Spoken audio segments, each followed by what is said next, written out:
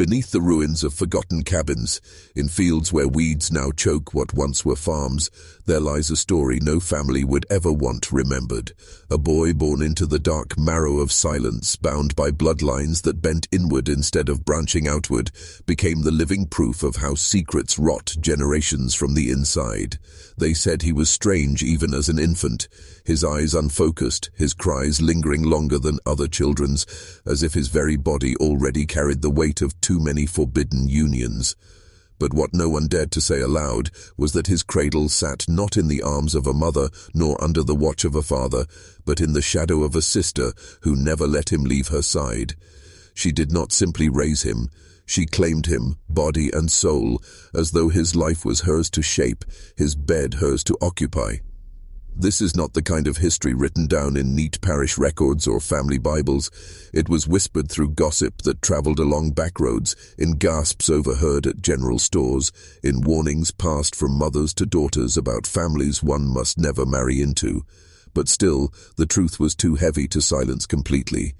Every wrinkle in the boy's skin, every slur in his speech, every faltering step he took bore the evidence of a bloodline collapsing upon itself.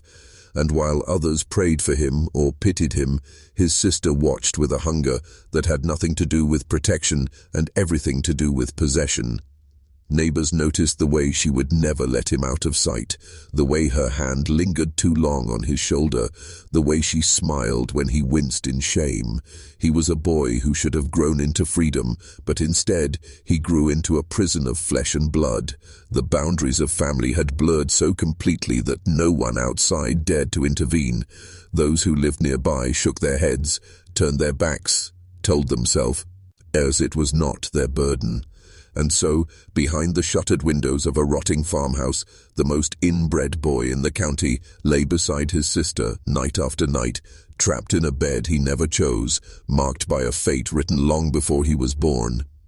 The story you're about to hear is not folklore, it is not a parable, it is the kind of story that leaves stains where words should be, the kind of truth people would rather bury than face. The boy's name has been scrubbed from most official records, though scraps remain in census sheets and fragments of church notes, always marked with curious symbols or half-erased lines. It was as if even the men who wrote them could not bear to acknowledge his existence in full. But his neighbors remembered him all too well. They spoke of his pale, uneven skin, his crooked teeth that seemed to jut in opposite directions, and the way his body never matched his age. At 12, he looked 8. At 16, he carried himself like a broken old man. His blood betrayed him from the inside out, and yet his sister's devotion to him was spoken of with the kind of fear one saves for a storm that will not pass. Her name was clearer in memory. A young woman hardened by the dust and hunger of rural life, she was already considered strange before her brother was born. Some said she had been touched in the head. Others whispered of things done to her by her own father when she was barely more than a child herself. Whatever the truth, by the time her brother arrived, she treated him less like kin and more like a possession carved out for her in a world that had given her nothing else. The house they lived in was a crumbling two-room structure on the edge of a patch of woods. The floorboards were warped, the air heavy with mildew, and the windows covered in grime thick enough to dim the sun. Outsiders rarely entered, but those who did reported a stench that clung to their clothes for days after. They said the boy's bed was unwashed, that blankets stiffened from sweat and silence were piled against the wall, and that when the sister appeared in the doorway, her eyes carried something feral, as though daring them to question what they already suspected. Over time, the brother's health declined. His voice slurred so heavily that only she could understand him. His legs buckled beneath him with every step, forcing him to crawl more often than walk. Yet she remained tethered to him, unwilling to let him find even the smallest independence. When he was sick, she was the one who fed him from a spoon, not like a mother, but with a tenderness that carried a charge of something darker. The whispers grew, and neighbors started saying it aloud. He had never escaped his sister's bed. The line between rumor and truth blurred until there was no difference. The deeper you trace his story, the more it feels less like a life lived and more like a slow entrapment, a web spun over generations until no strand could be broken. You see, this boy was not the first of his kind in that family. The roots of his suffering stretched back to grandparents who were cousins, to uncles who doubled as stepfathers, to marriages recorded in the same surname so many times that even the preacher began to lose track of who was kin and who was husband. In those hollows, far from the gaze of outsiders, bloodlines looped inward like a snake devouring itself. And he, fragile, frail, and malformed, was the cruel harvest of seeds planted long before he was conceived. By the time he reached manhood, if one could call it that, he belonged entirely to her. Not a single neighbor could recall seeing him alone in town. She walked with him, always holding his arm, guiding him like a mother would a toddler, though his body was already heavy with the awkward weight of age. But it was not simple protection, it was control. They saw the way she looked at him when another woman dared to speak kindly to him, the way her lips curled with jealousy, the way her grip tightened until his arm went red. For her, he was not brother, not equal, not even child. He was possession, and her possession was absolute. The house itself became a monument to that possession. Curtains never drawn back, doors locked from the inside even on days when the air was suffocating. When visitors came, she answered quickly, blocking the doorway, speaking sharply before they could glance past her shoulder. The boy would sometimes appear in the background, pale and sluggish, his eyes carrying both shame and resignation, before she pulled him back into the darkened rooms, a prison built not with iron, but with silence and blood. Some say he did not resist, that he never knew how, that his body, a pate, ready weakened and malformed, left him no chance to escape even if he wanted to. Others claimed he longed for it, that he leaned into her touch, sought her approval, found in her bed the only comfort he was ever allowed to have.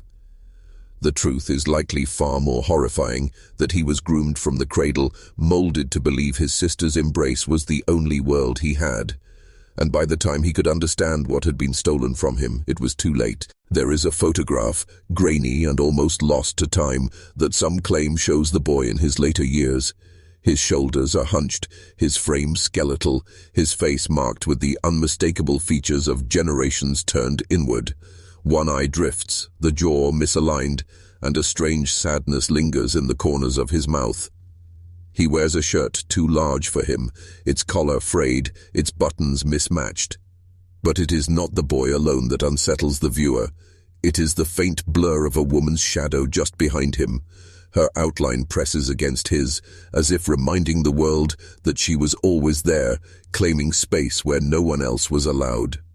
The locals who remembered them grew old, carrying the burden of what they'd seen.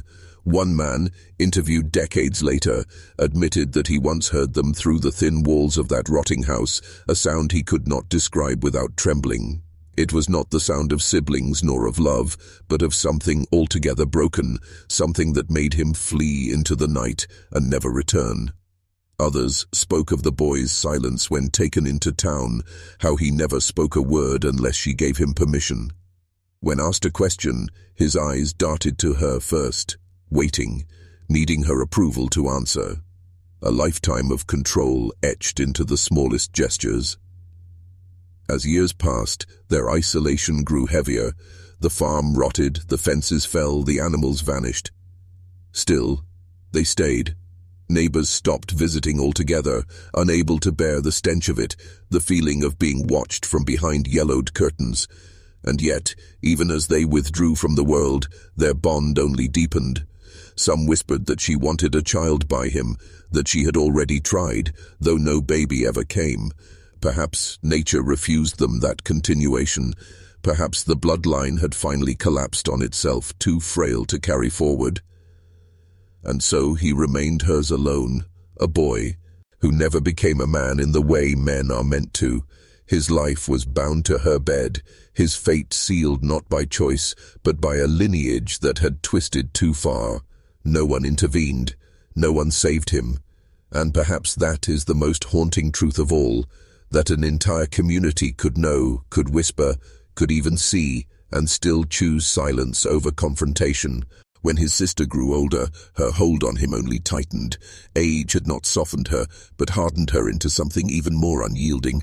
She guarded him like a dragon, hoarding its last piece of treasure, and by then no one dared to disturb the arrangement. He was rarely seen outside, and when he was, it was usually at her side, moving slowly, his body frailer than ever, her hand guiding him as if he were blind. But his eyes still worked. They just never looked at anyone but her. People in town began to treat them as ghosts, not quite alive, not quite belonging.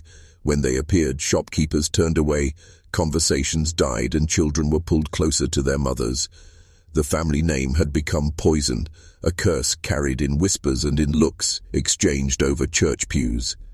It was as if the boy and his sister were no longer people, but symbols of something everyone wanted to pretend did not exist, the living consequence of generations of secrecy and sin. Still, behind the locked doors of their rotting home, life went on. The boy, now a man in years only, spent his nights in the same bed he had since childhood. He never married, never fathered children, never knew the world beyond the narrow confines of that suffocating room. And she, his sister, remained both his caretaker and his captor, blurring the lines of nurture and violation until they were indistinguishable. She decided what he ate, when he slept, how he spoke. In truth, she had decided who he was long before he ever had the chance to decide for himself. There are stories that in his later years he began to wither almost completely, his speech reduced to mumbles, his body bent and brittle, his hair thin and falling in patches. Some neighbors claimed they never saw him walk at all anymore, only glimpsed his silhouette sitting motionless in a chair by the window. And always, just behind that silhouette, where it was hers, she never left him, not even in the final stretch of his life. If he wasted away, then she wasted away beside him, tethered together by something darker than love and stronger than blood. If you're still watching, you're already braver than most. Tell us in the comments, what would you have done if this was your bloodline? Would you have turned away like the neighbors, or would you have stepped inside that house of silence? By the end, their story was no longer spoken in hushed warnings, but in silence so thick it felt deliberate. The house itself seemed to groan beneath the weight of their history. Boards sagged, the roof caved inward, vines clawed at the walls as if nature itself was trying to reclaim what man had corrupted. When the boy finally died, no doctor came to sign a certificate, no priest came to bless the body. His passing was quiet, almost unmarked, as though the world had agreed he had never truly lived. What remains most unsettling is what followed. Some say she kept him there in the bed for days, unwilling to let him go, whispering to the hollow shell of what he once was. Others believe she buried him on the land herself, in an unmarked grave beneath the roots of a tree, ensuring that he would never leave her side. Records of his death are missing, and even among those who carried the memory, the details diverge into shadows. What is certain is that his story ended as it began, in secrecy, isolation, and the arms of his sister. And yet her life did not last long after. Some say grief consumed her, others believed madness finally claimed what little sanity she had left. Neighbors recalled seeing her pacing the property alone, her hair wild, her eyes hollow, until one day she simply vanished. Whether she died in that house, wandered into the woods, or took her own life, no one can say for certain. What they can say is that the house was abandoned, left to rot, and with it, the last trace of their cursed bond. Today, only fragments remain, decaying beams hidden beneath thickets, glass shards glinting in the soil, and whispers that carry through the small town like smoke that refuses to clear. The boy who never escaped his sister's bed lives on, not in name, but in warning. His story is not one you'll find written in schoolbooks or history texts. It survives only in the minty words of those who cannot forget the sight of a family tree folding in on itself, collapsing into horror. The most inbred boy did not choose his fate, but his silence speaks louder than any written record. It asks a question that still unsettles the soil where he once walked. When a bloodline turns inward and love becomes possession, how far can a secret go before it devours everyone inside? And so we arrive at the final layer of this buried truth, the part no one wishes to face. Because beneath the grotesque details of deformity, of sickness, of beds shared where they should never have been, lies a deeper horror, how easily people can turn their faces away. The boy's life was a wound everyone saw but no one treated. He became a mirror of a community's cowardice, a living reminder of what happens when whispers replace action, when shame becomes more powerful than justice. Generations before him had already set the stage.